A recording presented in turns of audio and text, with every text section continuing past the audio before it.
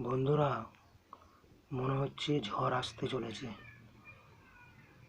একটা পসিবিলিটি বা প্রবাবিলিটি, সম্ভাব্যতা, সেই প্রিকশনে আমগুলোকে পাড়ার বন্দোবস্ত করা হয়েছে বা পারছি। এই হচ্ছে প্রক্রিয়া। কারণ মূলত ওই ধরনের যদি সাইক্লোন বা ঘূর্ণিঝড় দক্ষিণবঙ্গে মুভমেন্ট হয় তাহলে কিন্তু সব নষ্ট হয়ে যাবে অলরেডি। ফলে এটা জাস্ট একটা প্রসেস, না করে আরও উপায় নেই।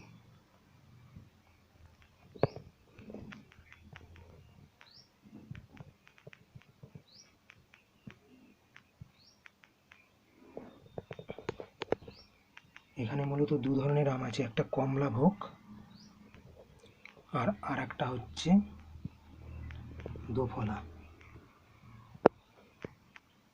দোফলারও এটা একটা স্পেশাল